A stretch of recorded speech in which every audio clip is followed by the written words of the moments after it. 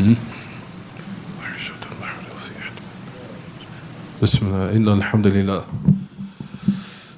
الحمد لله نحمده ونستعينه ونستغفره ونعوذ بالله من شرور أنفسنا وسيئات أعمالنا من يهده الله فلا مضل له ومن يضلل فلا هادي له وأشهد أن لا إله إلا الله وحده لا شريك له وأشهد أن محمدا عبده ورسوله أيها الذين آمنوا اتقوا الله حق تقاته ولا تموتن إلا وأنتم مسلمون يا أيها الناس اتقوا ربكم الذي خلقكم من نفس واحدة وخلق منها زوجها وبث منهما رجالا كثيرا ونساء واتقوا الله الذي تساءلون به والأرحام إن الله كان عليكم رقيبا يا أيها الذين آمنوا اتقوا الله وقولوا قولا سديدا يصلح لكم أعمالكم ويغفر لكم ذنوبكم ومن يطع الله ورسوله فقد فاز فوزا عظيما أما بعد فإن أصدق الحديث كتاب الله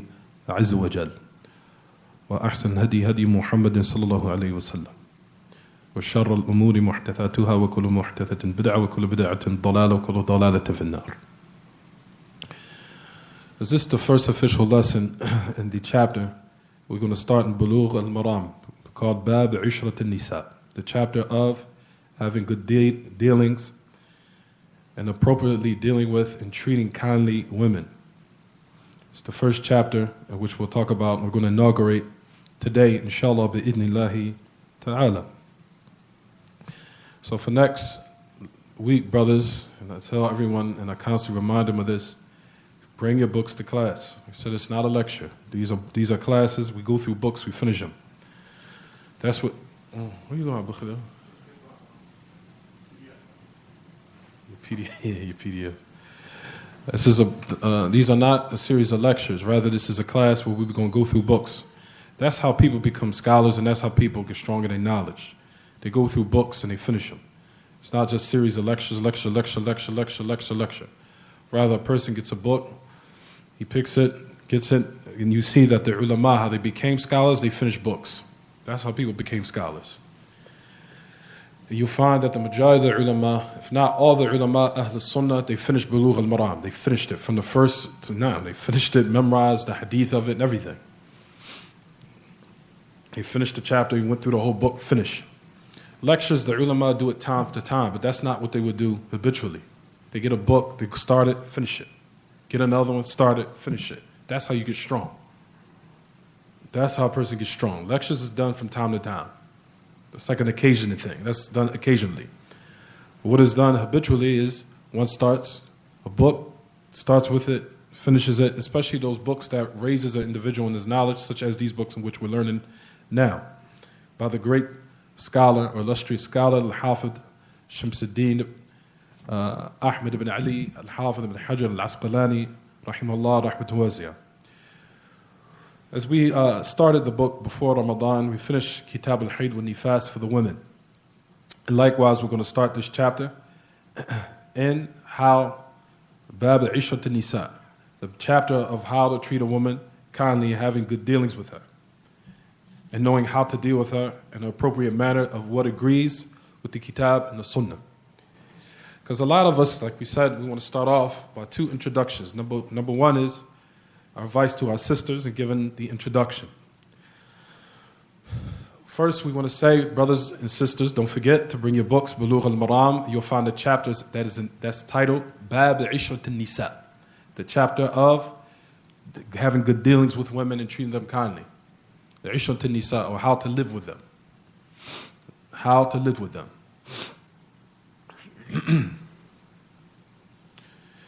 So number one, we start off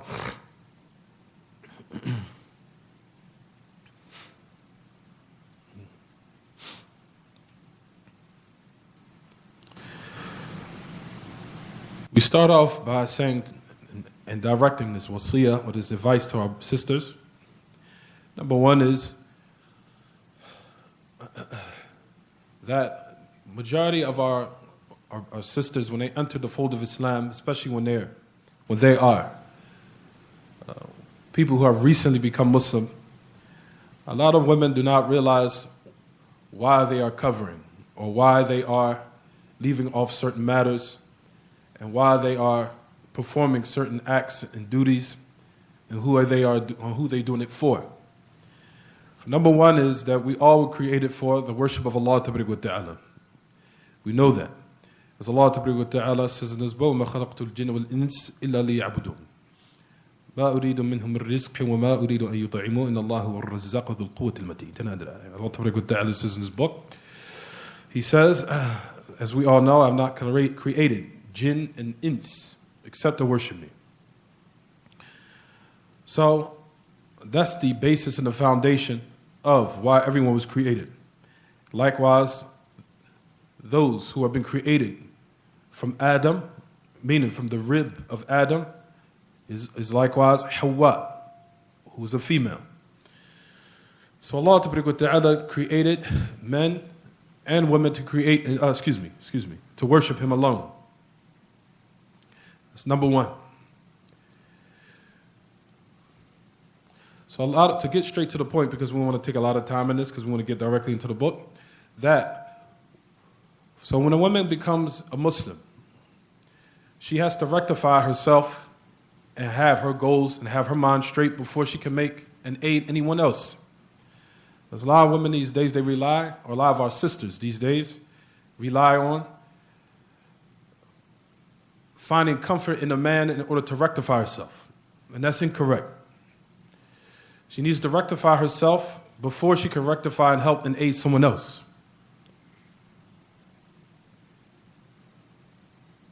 And that also in regards to our men, as we'll talk about, inshallah. Her mind has to be straight somewhat. And as we'll talk about, women by their natural disposition are not straight. Because we will talk about that. We're going to talk about that, inshallah. Don't worry. Rather, it's a type of crookedness in which Allah made in women. It's something they can't deny. Because Allah said that He created them crooked. Yes. So it's not the fact that, so you men, you just being, la. That's what Allah Ta'ala said. He made a woman like that. She created her crooked. For a reason, is which we'll talk about, inshallah. Don't worry. But we'll also speak and talk about how it's incumbent upon the man to realize, if he knows that he should be more kind to her. Men take it as the opposite. They'll say she crooked, so that means for me to take advantage, to speak ill about her, talk down to her, and belittle her, and be belligerent, and speak her out of her name. La. It's supposed to be done in a manner so you could treat her more kindly. You understand, everyone? I can't raise the chair. Oh. So number one, when a sister comes in the fold of Islam, it's binding upon her to realize that she was created to worship Allah. That's number one. And that she has to start with her rectifying herself before she can aid and rectify someone else.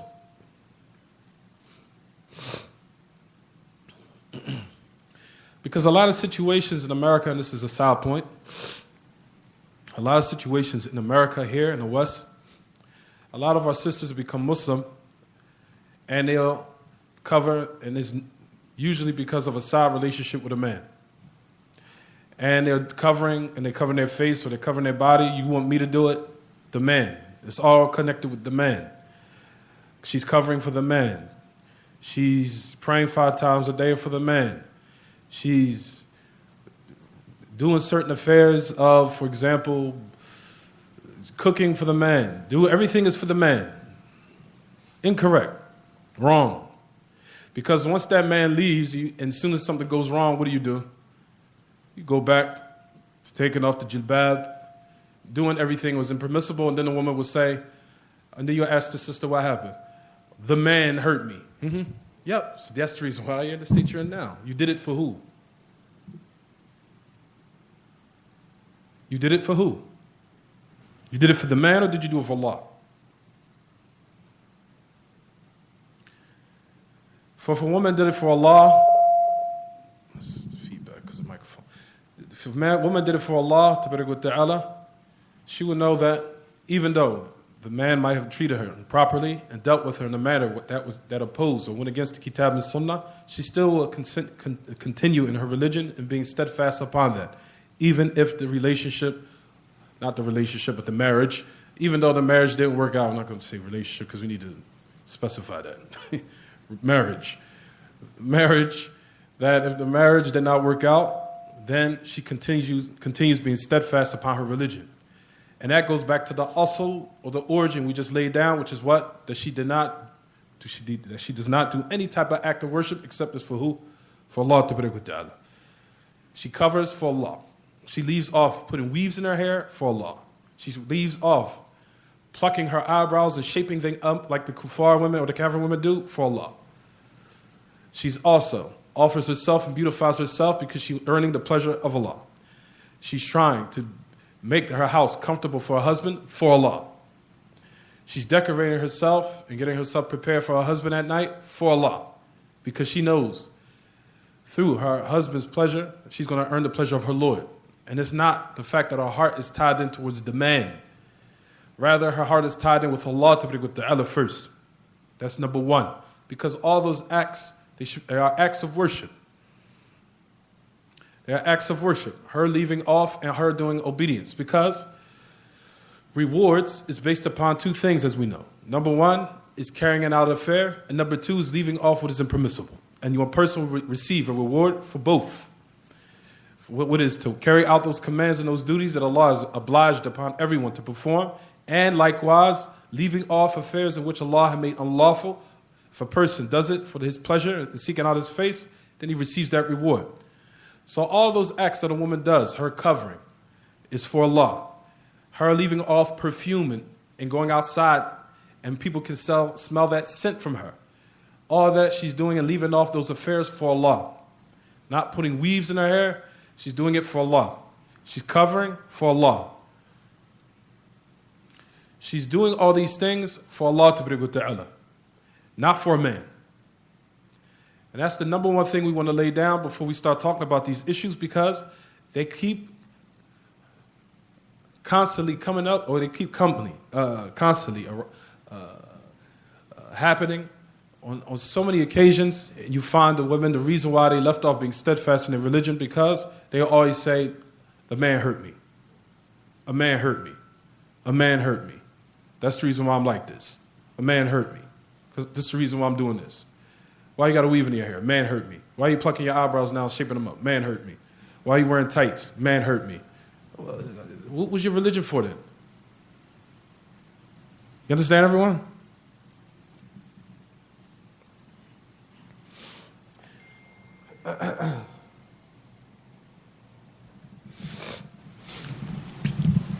So number one is we lay down the aqidah, lay down the belief in the correct creed, which is what everyone, a woman, that she does all her affairs for Allah and rectifying herself first, because the aqidah and the pure aqidah in which the companions were upon, who are the salaf, that is what's going to help rectify your mind.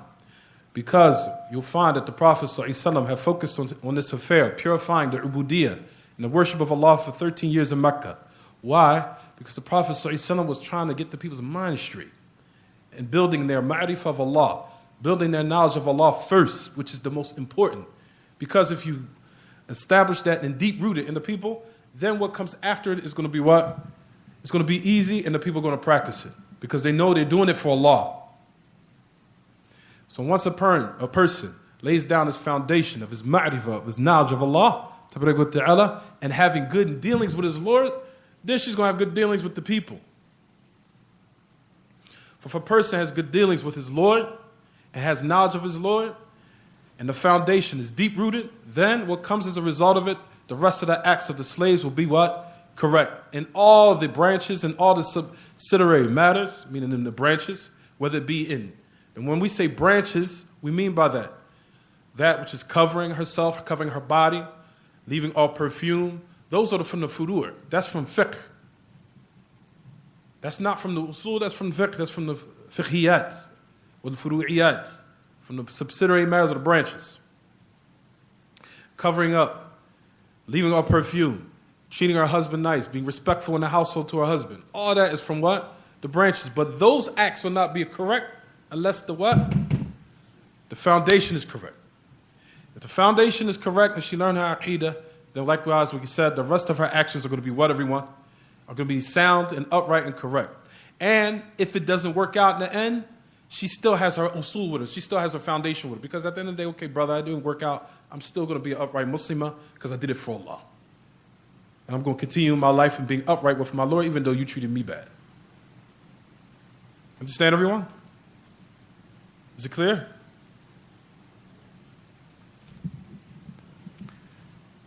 I'm sorry.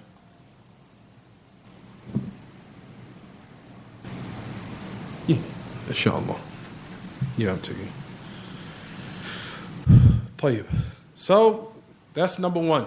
Number one is what? To woman, for the sister to know that everything she does, she's doing it for Allah ta'ala. She's not doing it for men. Because that's a problem in a lot of relationships, and you'll find sisters that were strong in their religion, or they manifest to us being strong in their religion. Then, like we said, because of a sour relationship, she turns back on her heels and she goes back to that old state that she was prior before her being Muslim, which is an evil state. And that's a plot of shaitan, especially for our women, for our sisters who we're concerned about. That's a door in which shaitan leads the women down the road of destruction. To a lot of them, because of sour relationships. It's a door from shaitan. As far as men, of course, we're plagued with something else, which we'll talk about on a later occasion. We'll talk about that, inshallah. A lot of men, if it don't work out with one woman, they just get married again. A lot of us, our fitna is not in there. But for the fitna, when the trials for our sisters, it is that, a man.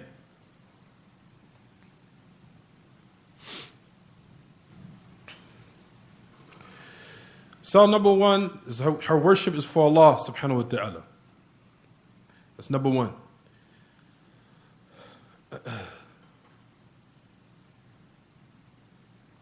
The other one, I don't know what happened. Put it right there. So number one, like I said, her worship is for Allah ta'ala, and a woman tries to rectify herself before she can aid and rectify someone else. That she works on herself and have her mind straight and trying to educate herself and knowing her rights as likewise the rights of her husband before she gets married. So number one, we stick with this. I want to keep going off, just stick to the points. Number one, she purifies her worship for Allah. It's number one.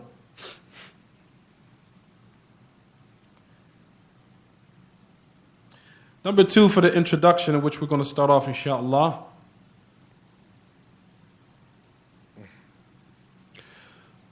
For our sisters, is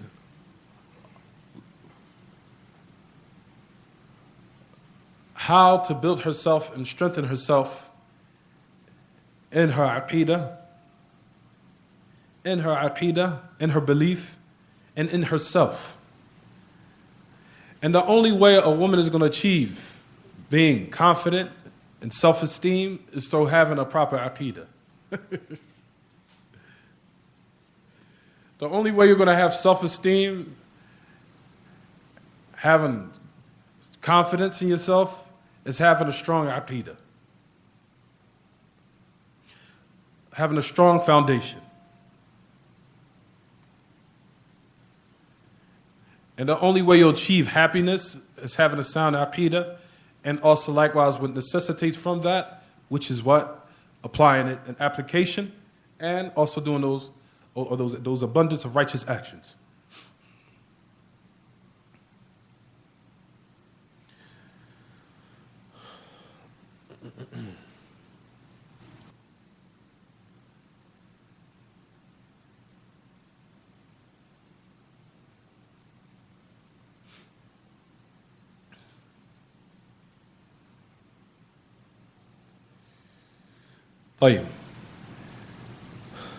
So that introduction, and also reminding the sisters and the brothers to bring their book next week, Buloogh and Maraam. Don't forget, if you have the PDF, then have the PDF on your phones if one does not have the book in their library. then bring the PDF or download it in your iPad or your phone or what have you, and try to use it and utilize it and bring it to class along with you, because, like we said, we want to go through this chapter and finish it. It's called How to Treat the Woman and Be Kind to Her and Have Proper Dealings with Her. That's number one. So that's the introduction, which we want to remind everyone so they could be ready for next week if they're not prepared today. Bring this book, because I told everyone last week what we're going to start in. So for next week, likewise, inshallah, bring the book with you. That's very important, because we got to finish and go through these books so we can try to increase ourselves in knowledge. Play it. So we'll start off in the chapter. It's called Bab Ishat Nisa. The chapter, if you look in your books of people who brought their books along with them, Bab Ishat Nisa, the chapter of how to live and how to deal with the women. And now this is geared towards our brothers. So now we've changed it towards the women, towards the brothers now. Because we don't want the sisters to feel, subhanAllah, it's all just like he's coming at us, coming out our necks. He's coming to brothers' necks. Now, so we start off by saying this.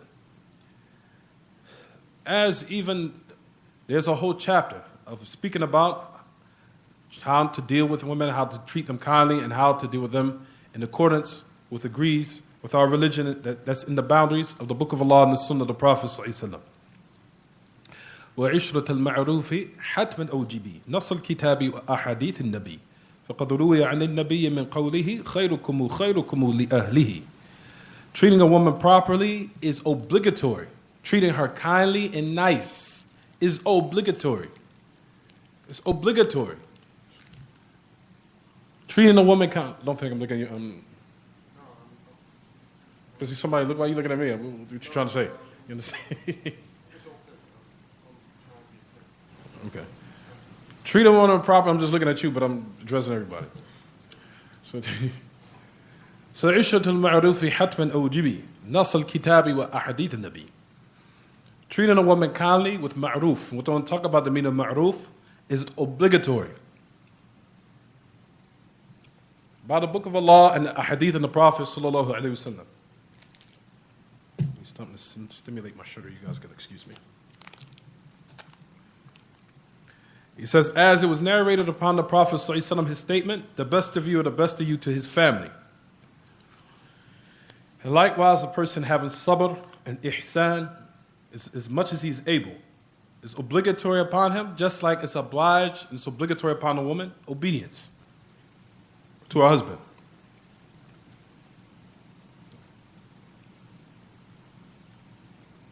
No. Excuse me.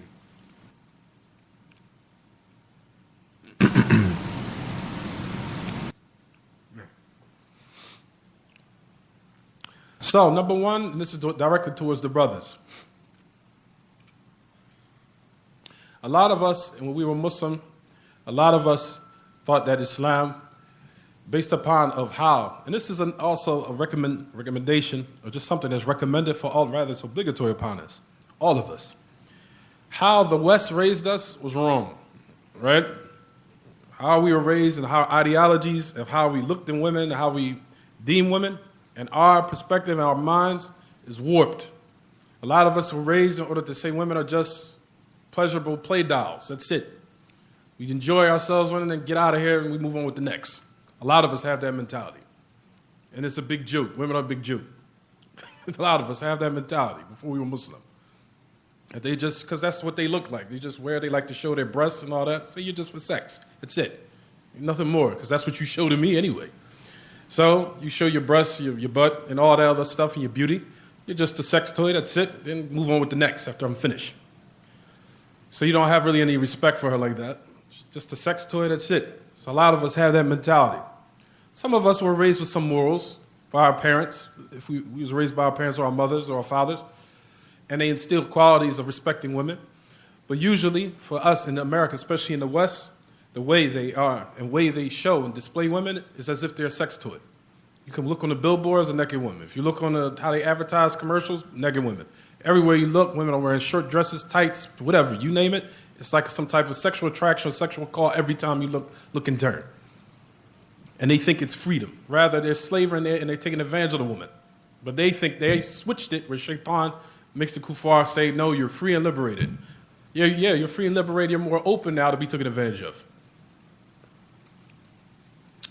So that's how we would perceive women. And a lot of women probably, I have something?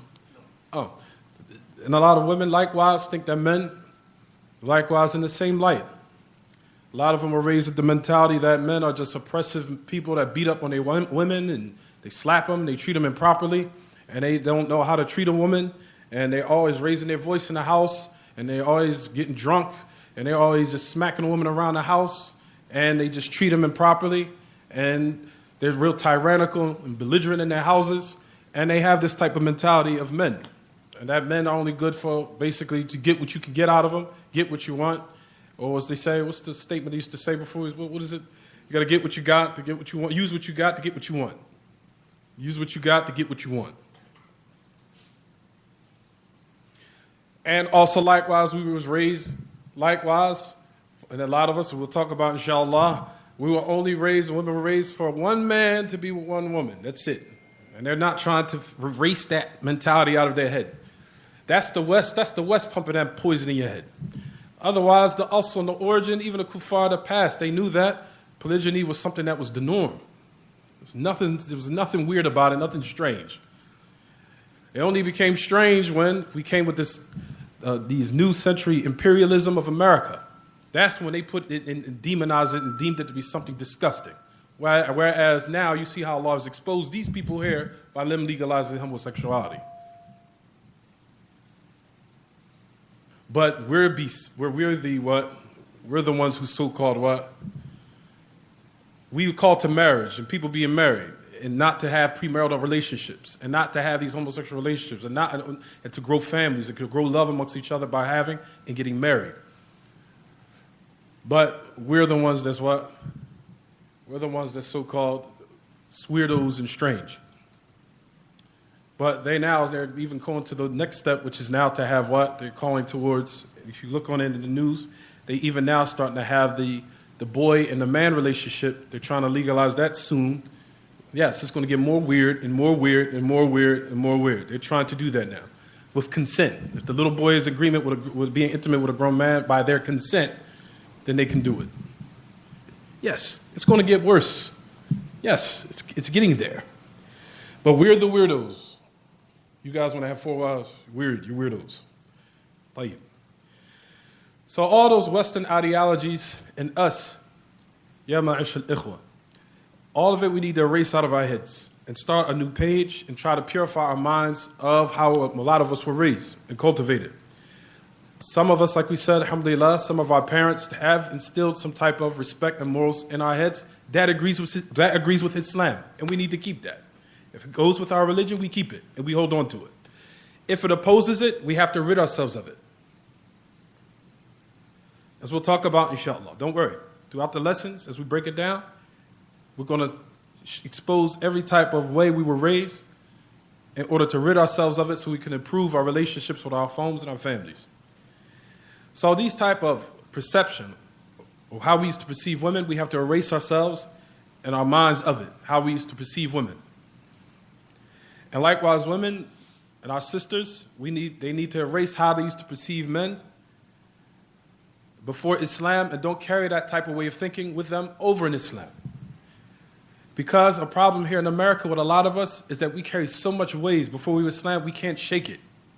We can't rid ourselves of it. And that's the problem why we have so many issues after Islam. It's because of the baggage that we have before.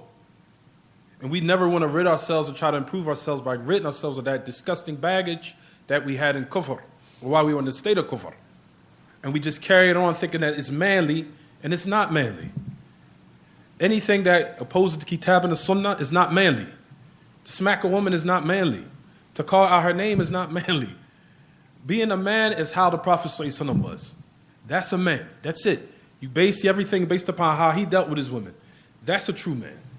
The Prophet ﷺ used to put up with a lot of harm from his wives. Yes, he did used to put up little things because, we'll talk about in the ayat, he said that Allah Ta'ala has already told you That there's going to be things from women that's going to take place you're not going to like. He's already said that. Allah has told us that. We'll talk about in the ayat. There's things that are going to take place from women you're going to not particularly like. But how to deal with it, it's in the book and the sunnah. As we'll talk about inshallah. It's going to come there. All right, brothers? So, number one is, for our brothers, we have to rid ourselves of how we perceive women. They're not just sex toys to be played around with and taken advantage of, and they're a big joke. And laugh. You understand? So she's, you know what she's there for. You understand? A lot of us have that mentality. Erase your mind from how we used to perceive women before we were Muslim. That's binding upon all of us.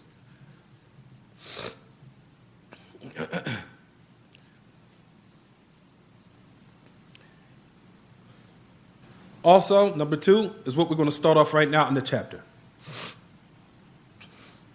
Notice that Al-Hafidh ibn Hajar had mentioned this chapter called Bab Ishat Nisa, chapter of how to treat women, how to treat them, and how to deal with them, and how to have dealings with them. Notice the word, he used the word al-ishra, or ishra bil-ma'ruf, as we'll talk about inshallah. Well-ishra, the word ishra, or mu'ashara, is is dealings. It means like dealings. How to interact, how to deal, how to have those dealings or mutual dealings or social dealings. That's the meaning of what they call ishra or mu'ashara. In the Arabic language, the word ishra, ayn, sheen, ra, ta, marbuta, or you can use the wazn on wazn al-mufa'ala, which is mu'ashara, which is both correct. Mu'ashara, also like, well, if I could write it on the board, I could. The word mu'ashara, don't worry about it. Mu'ashara, also like we said, translated, means that to deal with, how to interact with, how to what? Live with. It's comprehensive for all those meanings. So notice that we want to also take time out to recognize. Notice our religion, well, alhamdulillah, but in every aspect has explained to us even how to have relationships. And this is to increase our iman that our religion is the haqq. Why? Because the Christians and the Jews don't have this. They don't have this. In their Bible, there's no details like this. We have pure wahi, revelation, to teach us step by step how to treat women, and likewise vice versa, how women to treat men, which increases our iman to let us know that our religion is the truth. Because, like we said, the Christians and the Jews, they don't have these authentic details. Authentic. Because we have to say that. Because their book, they don't know whether it's revelation or if it's a man-made opinion that's been incorporated and made up and newly invented and incorporated in their religion. So us, we have the details. And we have to mention this because of Sheikh Abdur Rahman al-Sa'di. Always mention this. He said, for every opportunity you have, take time out to mention the mahasin of the religion of Islam, the good things of the religion of Islam to keep your faith strong. From them is how detailed our religion is in every aspect.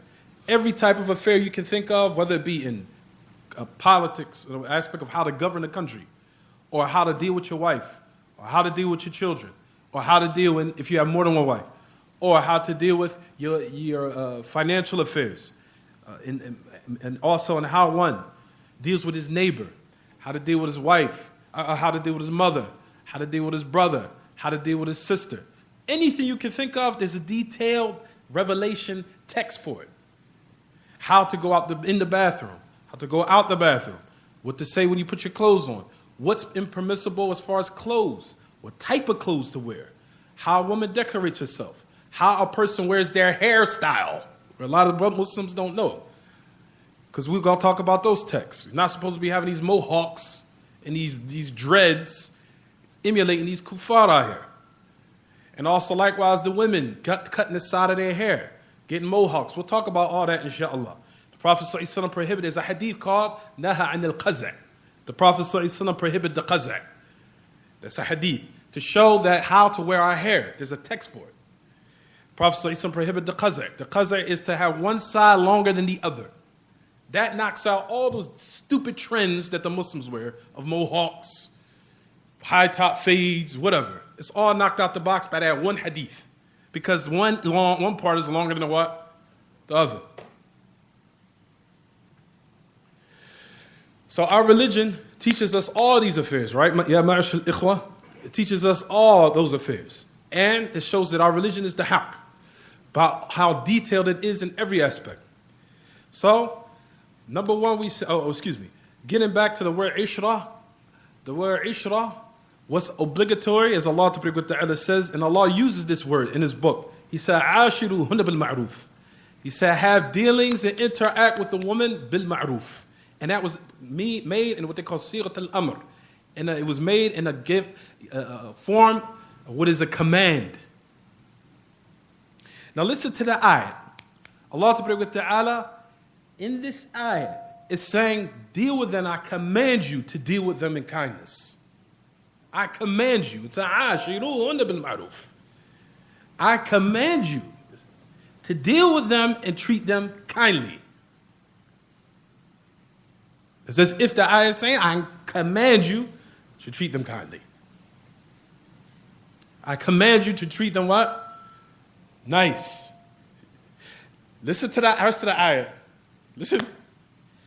If you detest something, Allah is telling you, you will. You're going to find something where your wife is going to come up short of it, because this is how I created them. Listen to the ayah. فَإِن كَرِهْتُمُوهُنَّ فَعَسَىٰ أَن تَكْرَهُ شَيْئًا وَيَجْعَلَ اللَّهُ فِيهِ خَيْرًا كَثِيرًا. One ayah. أَفَلَا يَتَدَبَّرُونَ الْقُرْآنَ أَمَّا عَلَى قُلُوبِهِمْ أَقْفَالُهَا. Do they not contemplate the Quran? Those upon their what? Their hearts, those locks.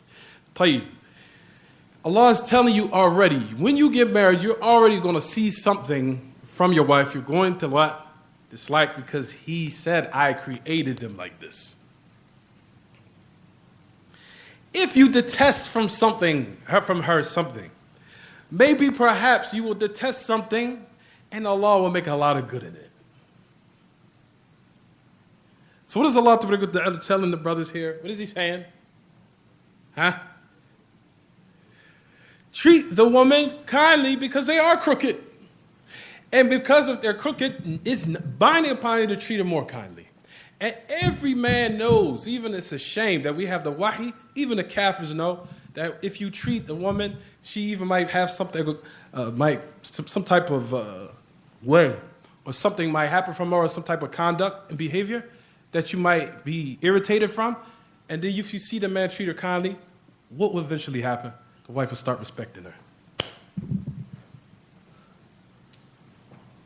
The woman will start respecting the man. The kuffar kafir men know that. We got wahi right here, pure wahi. Babe, I'm sorry. I shouldn't have said that. Babe, I'm sorry. You know you did that. Babe, I'm sorry. I shouldn't. Once a woman starts to see that, eventually, if she's a good woman, she'll fall in line. My husband puts up with so much stuff from me, subhanAllah, I gotta respect him. Allah Ta'ala is already saying that, what? Treat them kindly. I already created them with some type of crookedness in them. So that makes you should treat them even more kindly. Be kind to them. You understand, everyone? Ashiruhunna bil ma'ruf. If you despise something from her, maybe Allah Ta'ala making that thing that you detest what? A lot of good. One ayat. Just one. There's more. Listen to what Ibn Kathir says in the tafsir of this ayat. Listen. He said, طَيِّبُوا أَقْوَالَكُمْ لَهُنْ وَحَسِّنُوا أَفْعَالَكُمْ وَهَيْئَاتِكُمْ بِحَسَبِ قُدْرَتِكُمْ كَمَا تُحِبُّ ذَلِكَ مِنْهَا فَفَعْلَ أَنْتَ مِثْلَهُ كما قال الله تعالى وَلَهُنَّ مِثْلُ الَّذِي عَلَيْهِنْ بِالْمَعْرُوفِ. Well, Ibn Kathir mentioned said in the tafsir of this ayat, which is in Surah An-Nisa, ayah number 19. He said, treat the woman kindly. It's a command. It's not an alternative, maybe I should. La. Brothers, it's in a command form. And this is a reminder for myself also. It's in a command form. It's Allah Ta'ala is commanding and saying, I command you to treat them kindly. I command you.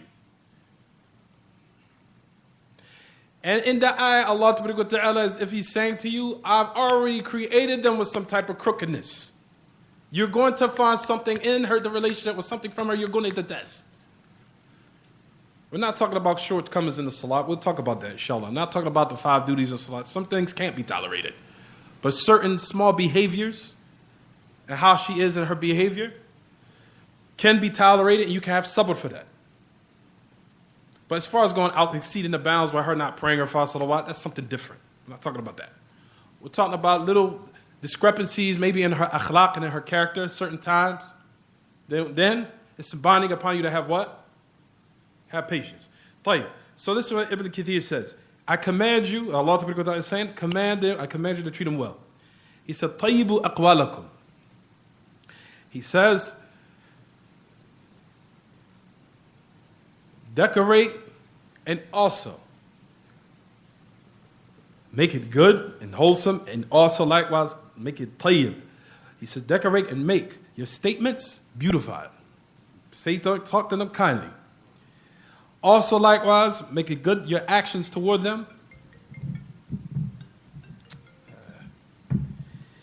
And also likewise, and this is where a lot of people come up short in, a lot of us. Also likewise, decorate yourselves. You can. Alhamdulillah, I think our communities, we probably go to the extremes in that probably sometimes. You'll see one hair woofing. No, I'm just joking. But at any rate, also likewise, decorate yourself for them as much as you're able. Just as you love for that from her, because you want her to do that, he says, then likewise you do similar. As Ibn Kathir says, كَمَا تُحِبْ ذَلِكَ مِنْهَا فَفْعَلْ أَنْتْ مِثْلَهُ. Just like you want that from her, then you do similar. As Allah Ta'ala says, and they have rights, meaning the woman, just like it's upon them, also likewise certain rights. Meaning to carry out for the husband. Like for her, she has her rights, just like it's upon her to carry out her what? Her husband's rights. So that's what Ibn Kathir mentions in light of the ayah. So right now we're just talking about the title of the chapter. We didn't even get inside the chapter itself yet. You understand? طيب.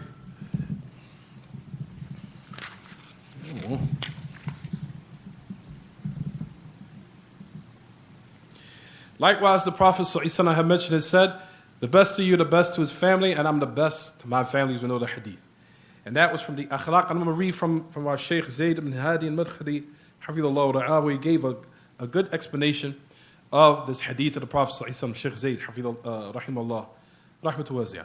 As he says, وَكَانَ مِنْ أَخْلَاقِهِ عَلَيْهِ الصَّلَاةُ وَالسَّلَامُ أَنَّهُ جَمِيلُ الْعِشْرَةِ دائم البجر يداعب أهله ويتلطف بهم ويوسعهم نفقته ويضاحك نساءه حتى أنه كان يسابق عائشة أم المؤمنين رضي الله عنها وأرضاها ويتودد إليها بذلك قالت سابقني رسول الله صلى الله عليه وسلم فسبقته وذلك قبل أن أحمل اللحم ثم سابقته بعدما حملت اللحم فسبقني فقال هذه بتلك.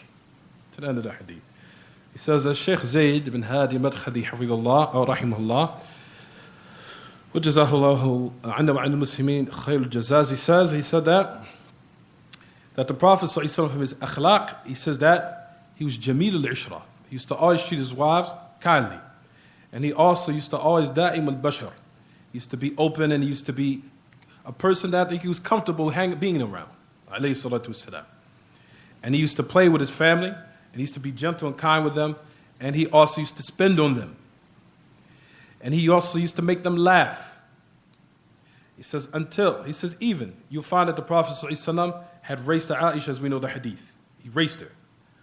And that he used to love her, and he used to show her love. In the hadith of the Prophet ﷺ, he said that in the narration that we know that the Prophet ﷺ used to race me. And I raced him. He raced me and I raced him, and I beat him. He said that was before I became a little heavy. I started having a little bit of meat on my body. She was a little skinny at that time. He said then I beat him after. Then I beat him again after I had a little bit of more meat on my body. He says then the Prophet ﷺ, on occasion he beat me. And he said, this is for when you beat me before. That the Prophet ﷺ, he said he used to gather his wives all in one night in the house. يَبِيتُ عِنْدَهَا رَسُولُ اللَّهِ صَلَّى اللَّهُ عَلَيْهِ وَسَلَّمَ. He says he used to gather his wives. كُلُّ لَيْلَ, meaning that he used to spend every night, in this context here. That he used to spend the night with them, he gave them their rights, and he used to eat with them. And then sometimes he would also what? He would gather them together, eat, and then they would all go to their houses, and he would spend his night with that particular wife. And وكان ينام مع المرأة من نسائه في شعار واحد يضع عن كتفيه الرداء وينام بالإزار وكان إذا صلى العشاء يدخل منزله يسمر مع أهله قليلا. To the end of it. He says that وكان ينام مع المرأة, that he would sleep with his wife. He would sleep with his wife. He says that في شعار واحد يضع عن كتفيه الرداء وينام بالإزار. That they would sleep in one sheet or in that type of living quarters or that sleep quarters. They would sleep and lay down there, and he would use his rida, his robe, and I think he said that he would try to cover her up sometimes just to treat her nicely, and you take his izar and he would wrap up with it. وَكَانَ إِذَا صَلَّ الْعِشَاء يَدْخُلْ مَنْزِلَهُ. That he used to come, and if he prayed the Isha, he would come to his house, and he said he would spend a little bit of time with her, speaking to her after Isha. And that's the reason why the Prophet ﷺ used to detest after Isha speaking in the masjid with the people, unless it was some type of benefit. As soon as the Isha was what? Done, he would split to go home to spend time with his wife. And he used to detest talking after what? After Isha, except that if it was what? Something beneficial. Something beneficial. But for the most part, he used to detest what? Talking after Isha to the people, in order to spend time with his what? With his family. So then it says, وَإِذَا صَلَّ الْعِشَاء يَدْخُلْ مَنْزِلَهُ يَسْمُرُ مَعَ أَهْلِهِ قَلِيلًا. He would what? He would stay up a little bit late with us just to speak to them a little bit, then he would sleep. And that is due to the hadith, the ayah where Allah Ta'ala says, verily in the Prophet ﷺ is a good example for one to follow. To the end of that ayah. طيب. So that is just, and there's numerous examples of the Prophet ﷺ, how he used to what? How he used to have good akhlaq and good manners. And from them is when the jealousy of his wife and his wives, especially Aisha radiallahu anha, where the Prophet ﷺ, we know, the plate had came from one of his wives had cooked for the Prophet ﷺ. What happened? Well, Aisha, what did she do? She took the plate and she threw it on the ground. And I think a lot of people these days will say, you stupid dumb broad, how could you do a stupid thing? What the heck is wrong with you? Are you an idiot? To the end of the last stupid words that a lot of us say to our families. Right? Prophet ﷺ, what did he do? What did he do? As soon as Aisha took the plate, threw it on the ground, what did he do? What did he say? Like a lot of us would say, stupid broad, you idiot, you dumb bee, to the end of it. I'm just being real because that's what our people do. Because we got to go inside the details of what our people do. Because all of it is stupid baggage that we have before Islam. That's all it is. Stupid, dumb baggage that we carry with ourselves, thinking it's tough and it's not tough. It's being an idiot. You understand? You took a plate, she threw it on the ground. طيب. What the Prophet ﷺ do?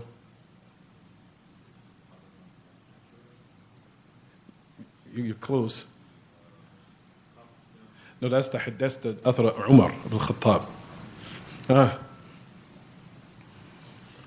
Prophet ﷺ said, this is the jealousy of your mother. He picked up the plate, didn't pay her no mind, he ignored it, picked up the plate, said, this is the jealousy of your mother. And that's it. Meaning that I know my wife loves me, and it's just jealousy. You understand? My wife has jealousy, she's jealousy. So I just took the plate up, mashallah, and gathered the plate and just kept walking. Meaning that I know my wife loves me, I know she loves me. So the Prophet ﷺ picked up the plate, gathered, and just kept it moving. And that was it. There wasn't a big drama, fitna, argumentation in the street, making a scene to the end of it. You understand, everyone?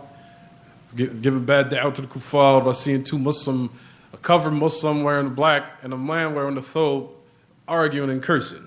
As I've seen certain episodes like that, and it looks so awkward. To see a woman in black covered, and then you see a brother in properly trying to practice the sunnah arguing in the street. It looks so strange and awkward. And it's embarrassing. You understand, everyone?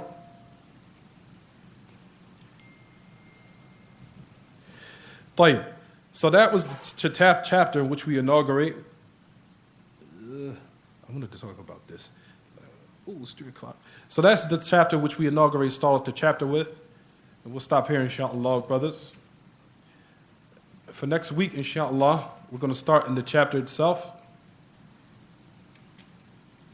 No. We'll start off in the chapter itself. And don't forget to bring your books so we could go through the chapter.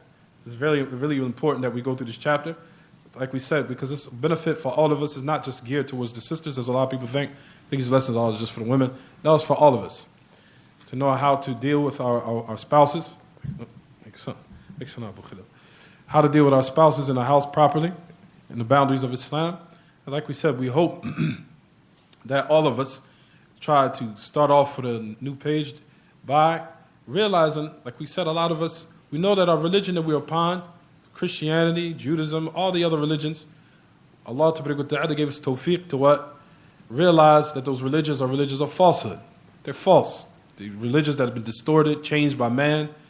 And men still to this day are incorporating their opinions in these religions and changing them. Until Allah gave us tawfiq to open up our hearts to know that those religions are what? False and batil.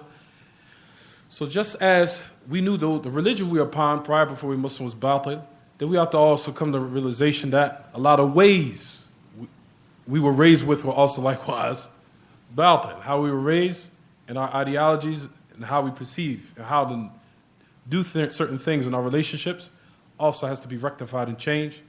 And that's geared towards all of us, even the sisters. So any questions about the lesson, we'll talk about now. How did that happen? Huh? No, the chapter is the book, how, I don't know how they translate Ishatini Sabab, the chapter of how to deal with the women, or how to deal with them, how to interact with them, how to treat them. It should be one of those translations. It's not the chapter of marriage. That's something different. I'm going to cut it. You found it? Sisters, if you can, if you have a question, just slide under the door, inshallah.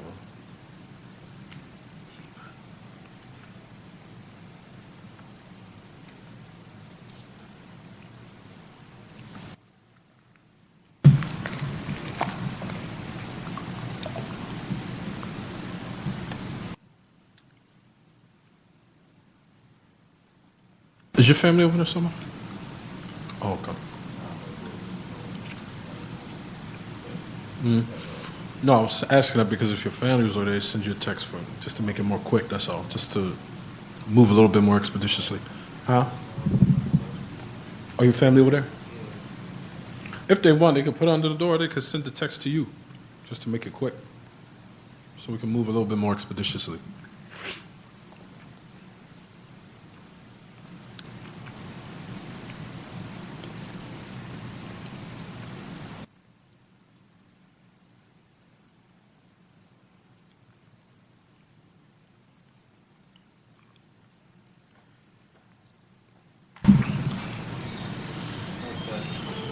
No questions?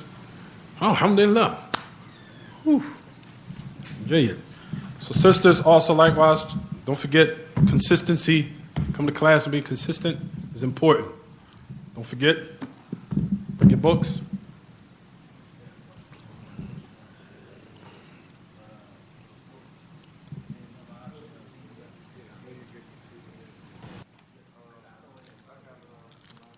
Say it again, what happened? Can't get the book?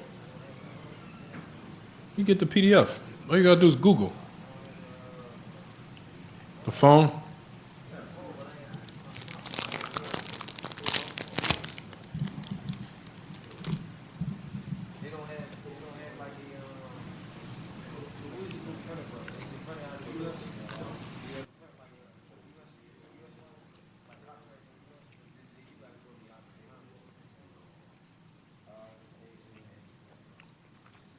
Library of Congress should have it.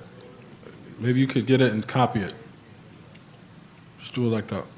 It should be, Buloogh and Maraam should be in the Library of Congress. They got every book in there. I'm surprised at some of the stuff they have in there. Anything else? Yeah, can you write it down? One book, right? One book. Buloogh al-Maraam is actually is more than one volume, but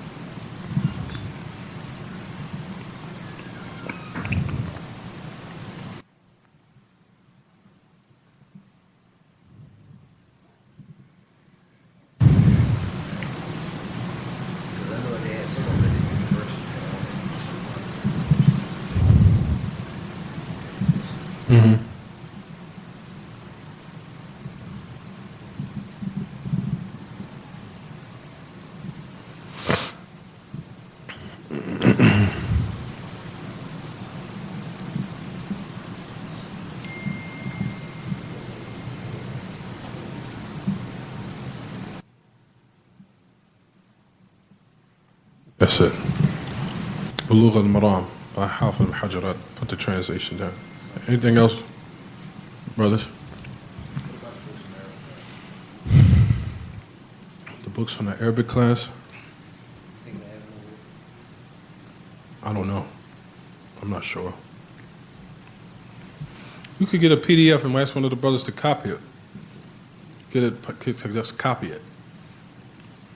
If they have it on their phones. If it goes to a printer, they could just plug it in with their USB cord. What do you call it? USB cord? Plug it into the... No, not a flash drive. Or you could use a flash drive. You could do it to your computer, download a flash drive, and then put it somewhere on a computer or something like that. They could use a printer. But usually, well, I know there's people, they just copy it. They take their USB cord. Now they have the automatic. You could just press it, and it sends the program to the printer, and it just comes out. Certain people do it like that. I'm done, Sabr. Jazakallah khair.